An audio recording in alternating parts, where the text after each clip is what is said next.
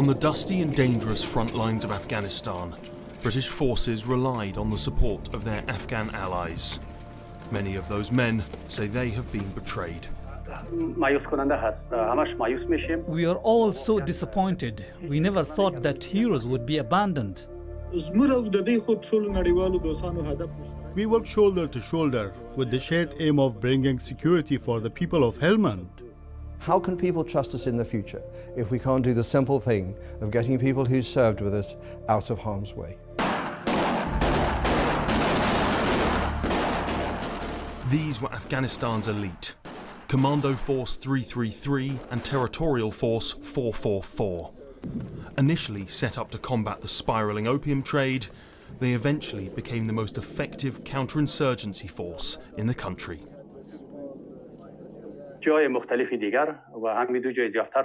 We carried out thousands of operations to destroy the drugs trade. Then after 2007, when the Taliban network started their activities, we carried out operations against them, wherever they were. The Triples, as they became known, had a fierce reputation.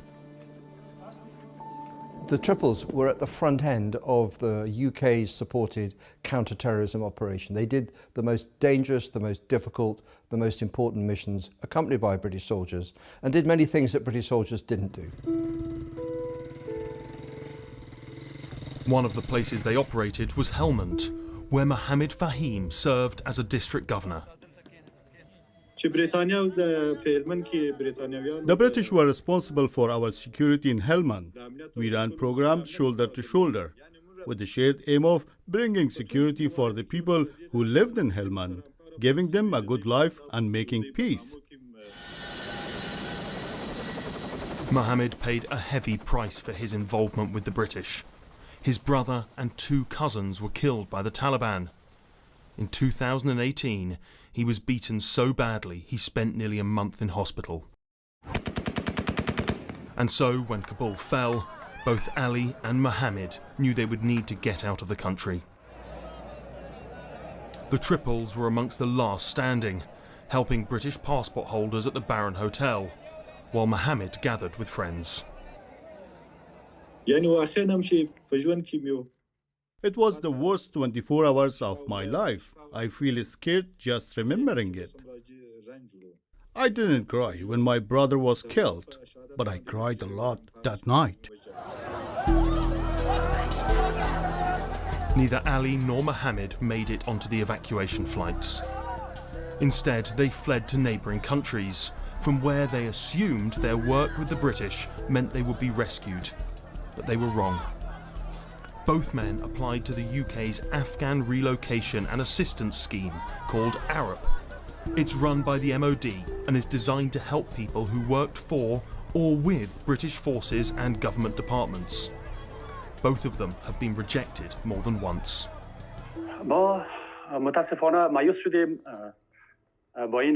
I have been so disappointed. I served in different high-ranking positions and fulfilled my duties honestly. Despite that, ARAP rejected my request twice. I respectfully request that the British authorities check my file. They have all my documents. I am in a terrible situation. Ali was told that he had not been employed by or even worked with the British. According to the man who set up his unit, they didn't just work with the British, they were paid for by them. So we had one mission. We in British forces, British government, Afghan and British government, we had one mission, fight insurgency.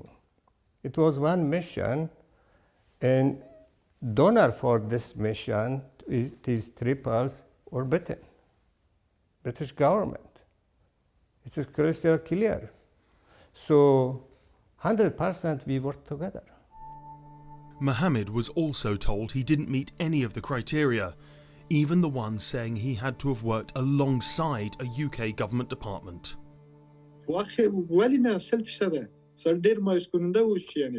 It was really disappointing, as we were told they would support their allies. I even had generals and ambassadors supporting my cause, but was rejected. And that support came in the form of this letter. Now, this is a confidential document that we've been given a copy of, and it was sent by high-ranking military and diplomatic figures to the Foreign Office. And it's calling for 32 named Afghans who worked in Helmand to be given sanctuary here in the UK because of what it called their tireless and courageous work. Now, one of the people it names is Mohammed Fahim, and one of the signatories was Sir Richard Barrons. So if you're going to object someone who was the governor of Gamshire province during the time of the British service in Afghanistan, it makes you wonder whether anybody ever satisfies the rubric of this particular scheme. This is a man who is in jeopardy, who in my mind falls under the commitment that we made to get those people out. And I haven't seen the evidence, but rejection defies common sense. It is more than 2 years since they fled the Taliban, and for both men the clock is ticking. They are now in hiding in neighbouring countries. Their visas expired, and they are far from the only ones. I've been told there are around 200 former members of the Triples stuck in Pakistan who've been denied help by the MOD and facing imminent deportation. And they fear what will happen if they're sent back to Afghanistan. We know of many former soldiers who were recognized and have disappeared, almost certainly killed. When Iran and Pakistan deport people, the Taliban have a list and our biometric data. I was governor in Garmsir district when we arrested a famous Taliban commander. He was in background prison for 8 years, but now he is in the government. He knows that we were part of the operation when he was arrested. He is a cruel person. If they're sent back to Afghanistan, the Taliban will feel that they have been handed back some of their most fierce opponents. And the track record is they're either jailed or killed. 2 years on, and the Taliban are now fully in control of Afghanistan. Some say it is not only the humiliation of the withdrawal which has dented Britain's reputation. I'm 100% sure that others, when other nations, other progressive forces, when they see Afghanistan, when they look at Afghan people, Afghan miseries, how they contrast to the West. The Afghans will say, well, you managed to mount a complex, comprehensive, enduring military operation into Afghanistan. So the fact that you can't help us with this small thing of managing the migration of maybe a couple of thousand, well, you're either guilty of incompetence or you're guilty of ill will. You can't have it both ways. The Arab scheme is managed by the Ministry of Defence. In a statement, they said each Arab application is assessed individually and in accordance with published policy, and we do not automatically make a decision on eligibility based on a job role.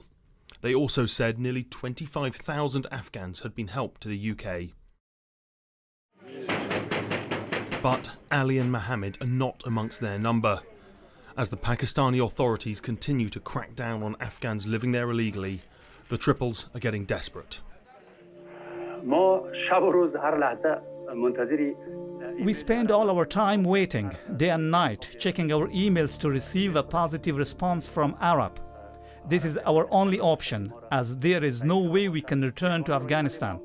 If there was just 1% chance, we would not stay here enduring all this humiliation and suffering. It is painful, it is sad. It shouldn't have turned out like this. But I will not forget how we looked after one another in remote villages. With British and American soldiers, we shared our blankets during the cold. Their commander put his blanket over my shoulders. It is sweet memory for me, but it makes what happened later so disappointing.